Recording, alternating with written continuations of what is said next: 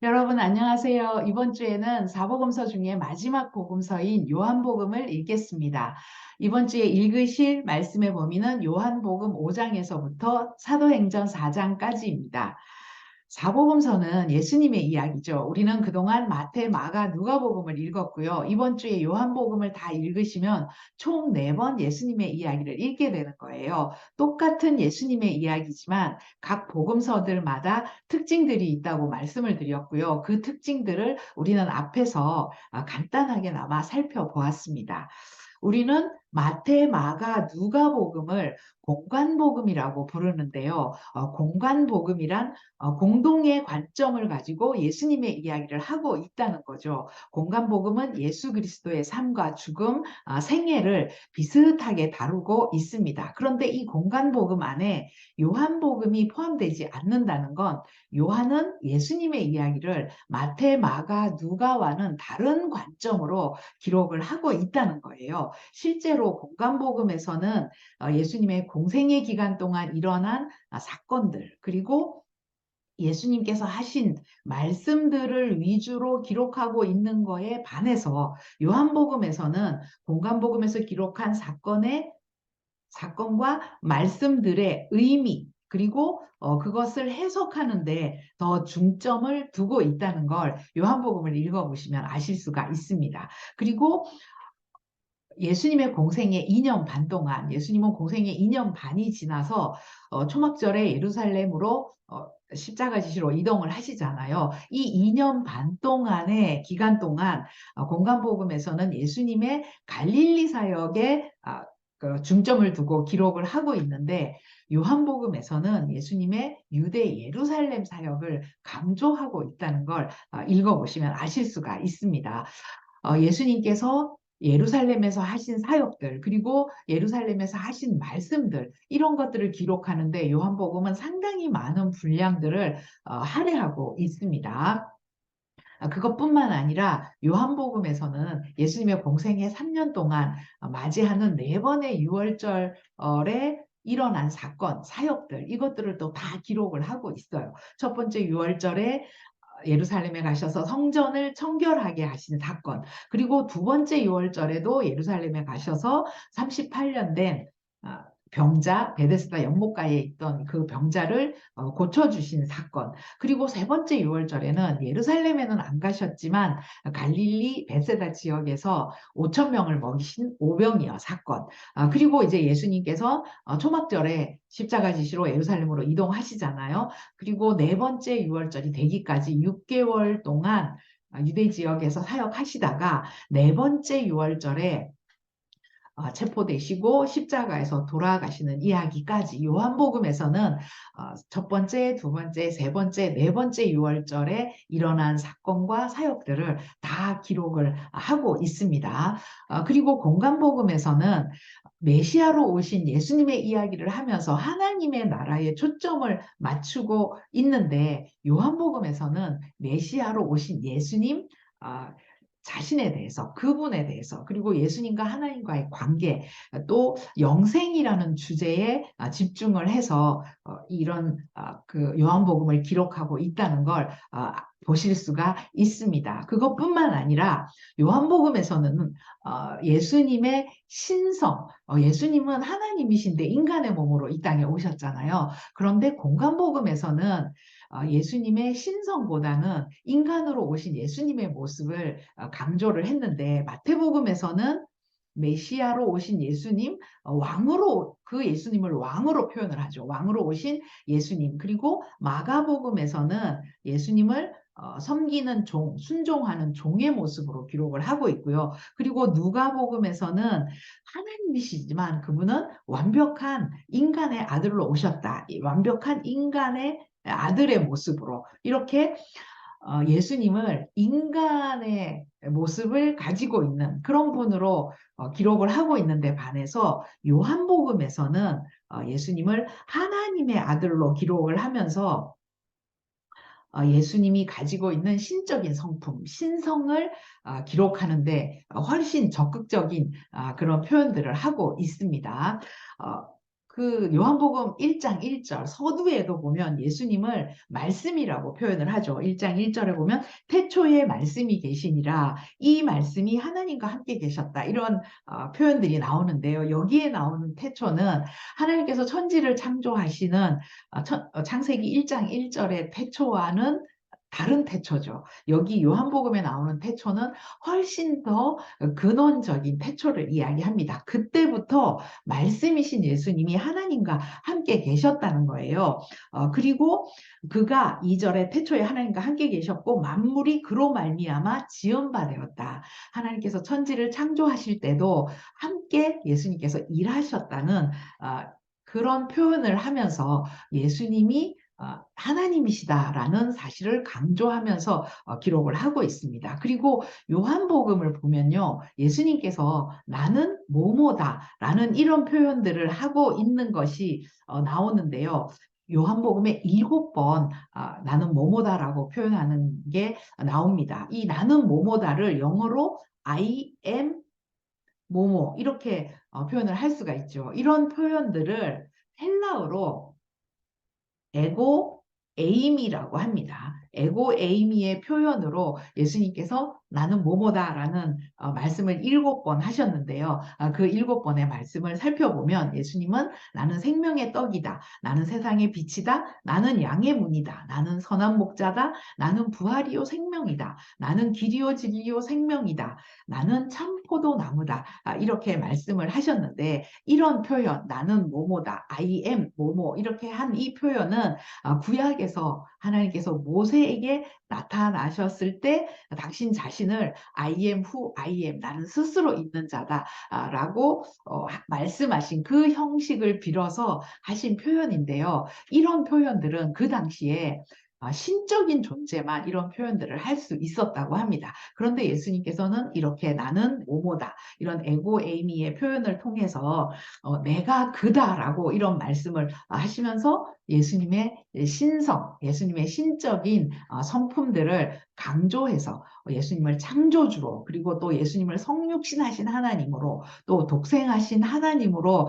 표현을 하면서 예수님의 신적인 성품들을 적극적으로 표현을 하고 있습니다. 이렇게 7번 나는 뭐뭐다라고 예수님이 말씀하신 것이 요한복음에 나오고요. 그리고 또 요한복음에 보면 예수님이 행하신 7가지 표적들이 나오는데, 그 7가지 표적도 살펴보면 첫 번째로 가나 혼인잔치에서 물을 포도주로 바꾸시는 이적을 행하시죠. 그리고 왕의 신하의 아들을 고쳐주시고 베데스다 연못가에 38년 된 병자를 고쳐주십니다. 그리고 5천 명을 먹이시는 오병이어 사건, 이런 기적을 또 행하시고요. 그리고 예수님은 바다 위, 물 위를 걸어가시죠. 이런 이적도 행하십니다. 그리고 날 때부터 맹인된 사람도 고쳐주시고요. 또 죽은 나사로를 살려주는 이런 이적을 행하시는데, 이 7가지 기적들을 제가 7가지 표적이라고 썼죠. 기적과 표적의 차이가 뭘까요? 표적의 이 표자는 표지판 할 때 그 표자인데요.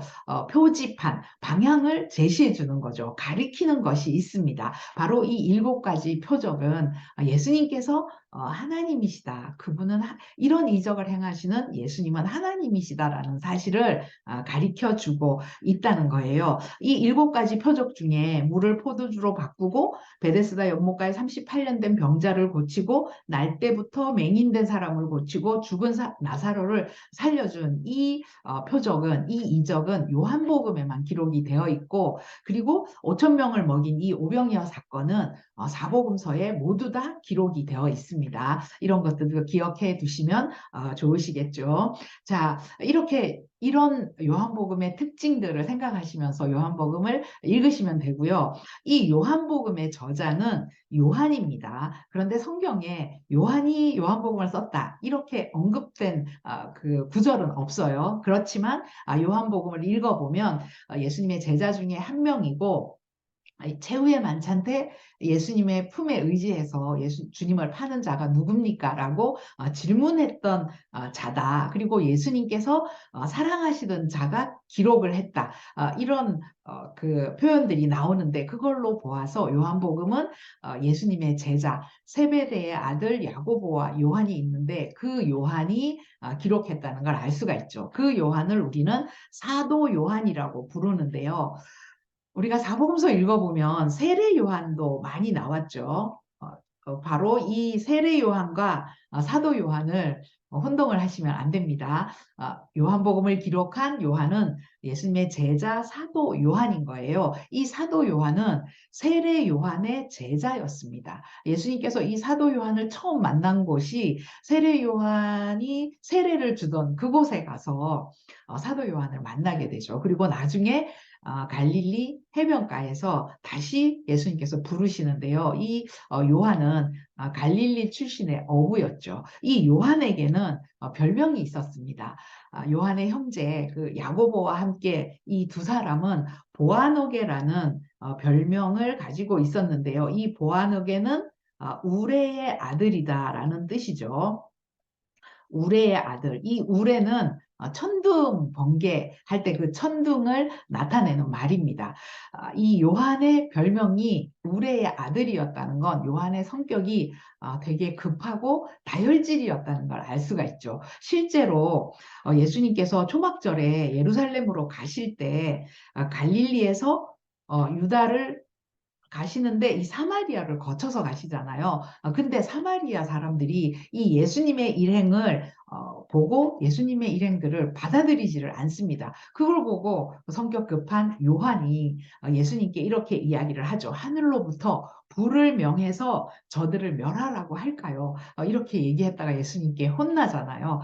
그걸 봐서도 요한의 성격이 얼마나 급하고 불같은가를 알 수가 있는데, 그런데 이 요한이 요한복음만 기록한 게 아니라 신약 성경 중에 신약 성경 5권을 기록을 합니다. 요한복음과 공동서신, 요한일서, 요한이서, 요한3서, 그리고 마지막 요한계시록까지 앞에 요한이 붙은 성경은 모두 사도 요한이 기록을 한 건데요. 요한복음도 그렇고 공동서신 요한 1, 2, 3서도 그렇고 읽어보시면 그 요한은 계속 서로 사랑하라는 이야기를 합니다. 요한복음에서도 예수님께서 내가 너희에게 새 계명을 주노니 서로 사랑해라, 그 이야기를 하고 있고, 요한1서, 요한2서, 요한3서에서도 보면 하나님은 사랑이시다. 사랑 안에는 두려움이 없다. 너희는 말과 혀로만 사랑하지 말고 행함과 진실함으로 사랑해야 된다. 계속 이렇게 사랑을 이야기하는 사랑의 사도가 됩니다. 이 우레의 아들이었던 요한은 나중에 다시 사랑의 사도라는 별명을 얻게 되는데요. 이 요한복음과 요한이 쓴 이런 신약 성경들을 읽어보면 요한이 우레의 아들에서 이렇게 사랑의 사도로 변화된 그런 과정들을 알 수가 있고, 이 변화된 요한의 모습들을 볼 수가 있습니다. 자, 이 요한이 요한복음을 기록한 연대는 AD 90년경인데요. 먼저 마태복음을 기록한 것은, 마태가 마태복음을 기록한 해는 AD 58년경입니다. 58년에 마태복음을 기록을 했고요. 그리고 사복음서 중에 가장 먼저 쓰여진 게 마가복음이라고 했죠. 마가복음은 AD 55년에 쓰여집니다. 마가복음이 이때 쓰여졌고, 그리고 누가복음이 AD 61년경에 쓰여졌다고 했죠. AD 61년경에 누가복음이 쓰여졌습니다.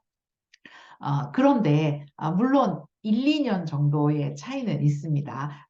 뭐 반드시 55년, 58년, 61년에 기록되었다는 건 아니고 이 무렵에 기록이 되었는데, 이 세 복음서는, 공간복음은 비슷한 시기에 쓰여졌죠. 그런데 요한복음은 한참 지나서 AD 90년에 요한복음이 쓰여지게 된 거예요.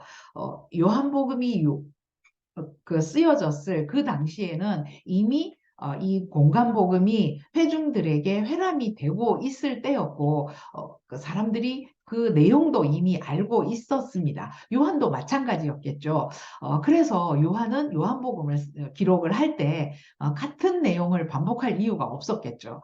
그리고 이 공간복음의 누락된 부분, 그런 부분들을 보충해서 요한복음을 기록을 했을 거고요. 그리고 자신만의 관점으로 예수님의 이야기를 기록하고 싶었을 겁니다. 그렇게 요한은 AD 90년경에 요한복음을 기록하는데 예수님의 제자 중에 가장 오랫동안 살았던 사람이 요한이었죠. 그래서 요한복음도 가장 뒤에 기록이 되었는데요.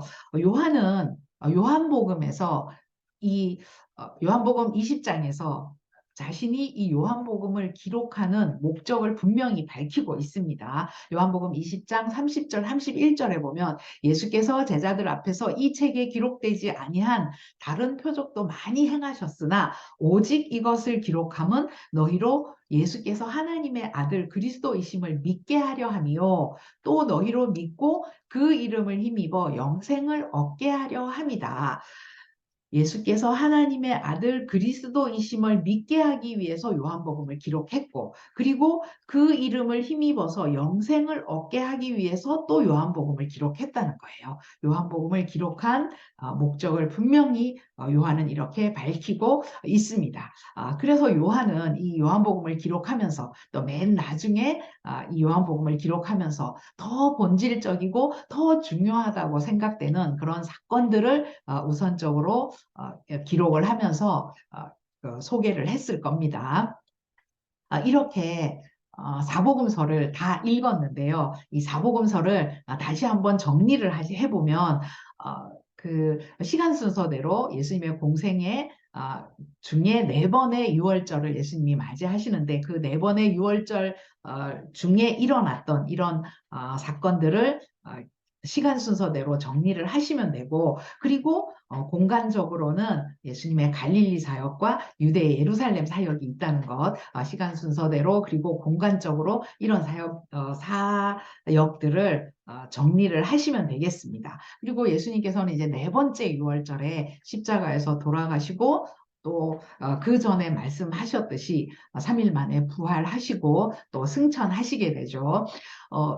이 예수님은 승천하시기 전에 예수님의 제자들에게 성령을 약속하시죠. 내가 성령을 보내주겠다 약속을 하시면서 그 승천하시게 되는데 이제 제자들은 그 예수님이 부활하시고 승천하시는 그 모든 것들을 직접 보고 경험을 하면서 가슴이 뜨거워지게 되죠. 그 뜨거운 가슴으로 세상을 향해서 나아가서 이 예수님의 이야기를 전하게 되는 거예요. 그 이야기가 바로 사도행전 이야기입니다. 사복음서에서 사도행전으로 이렇게 이어지게 되는데 이번 주에 사도행전 4장까지 읽으실 건데요.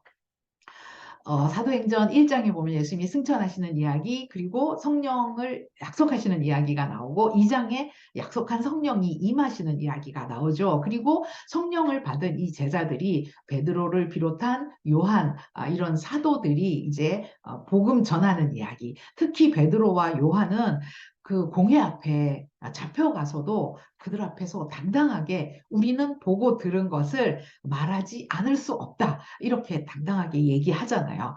그리고 이제 이들은 서로 같이 생활을 하면서 물건을 서로 통용하고 재산을 공유하고 그리고 이제 이때부터 교회 시대가 시작이 되는 거죠. 성경에 나오는 첫 교회, 예루살렘 교회가 시작이 됩니다. 사도행전에서 이제 예루살렘 교회가 이렇게 부흥이 되는 이야기 4장까지 이번 주에 읽으시면 되겠습니다.